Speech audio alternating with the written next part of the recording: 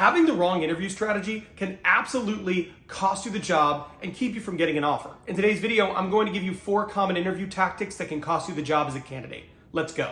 Now, the first one is expressing interest for a role outside of the role you're currently interviewing for.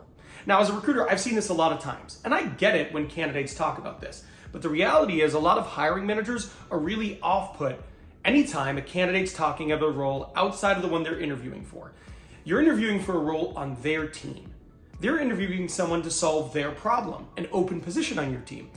And when they hear candidates talk about, well, I'm really interested in this role now, but I'd love to move into a senior position or a manager position, or I have interest in other parts of the organization, you're creating uncertainty there. They're worrying that if they hire you, they're going to lose you again, potentially in the near future, to another role. And a lot of people talk about side hustles or a business they have because it makes them feel like the hiring manager will look at them and go, wow, how entrepreneurial, or wow, this person has additional skill sets beyond this role.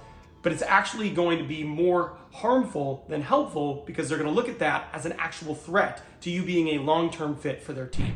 Another strategy that candidates sometimes get wrong, can hurt them in their attempt to land a job, is any negativity towards a past boss, team, or company. And why does this happen? Because you're probably hearing that and going, well, that's not necessarily a strategy, but it can be sometimes. Because sometimes when candidates are asked the question, why do you want to work here? What they do is they compare and contrast the opportunity they're interviewing for and jobs they've had in the past, and how specifically they've heard great things about the culture of the company they're interviewing for, and in the past they've experienced really negative ones, so they value that. But the reality is, anytime you talk down on a past employer, boss, team, you're coming off as someone who might be negative. You're coming off as someone who might be a problem in the future. Because anytime you do that, hiring managers are going to wonder, was the environment the problem, or were they the problem? And that might not be fair at all, but it does happen. So one of the things that you need to avoid doing is being negative. Being negative is never going to help you. I have never, in 13 years of recruiting, ever heard a hiring manager say to me, hey Ben, I really like this candidate, because they were negative about a prior employer, and I tend to agree with them. That's never happened. But I have had many hiring managers say, yeah, but I don't know. They were really negative about some of the past teams they've been on, and I'm not sure I want to risk bringing that person into my team. So even if what you were saying is true, and even if you're using it as a compare and contrast point, you don't want to do that. Feel free to talk about the positive, but avoid the negative.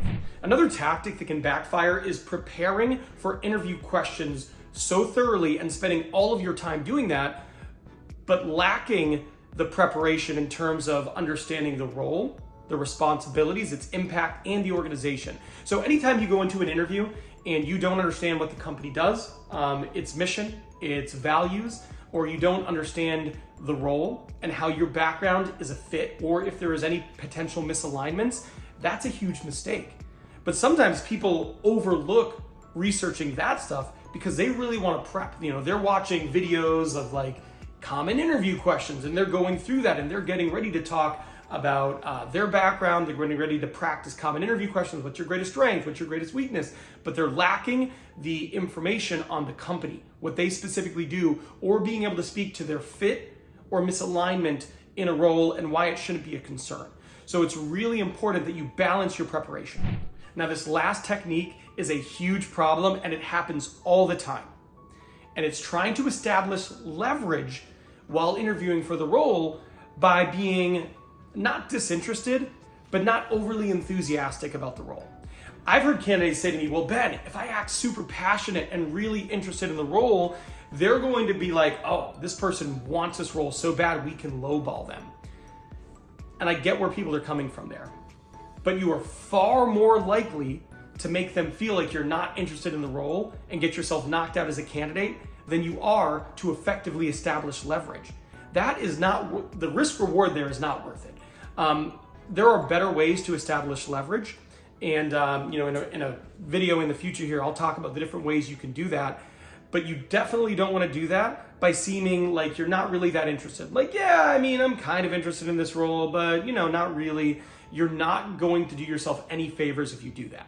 Now, those are all really bad strategies, but do you want a good one? Well, then you should watch this video here, because this video here is how to establish expertise in an interview. There are a few things more powerful in an interview than the person interviewing you thinking this person is an expert expert. And I bet you want to know how to do that. So I'm done here, but I will see you over there.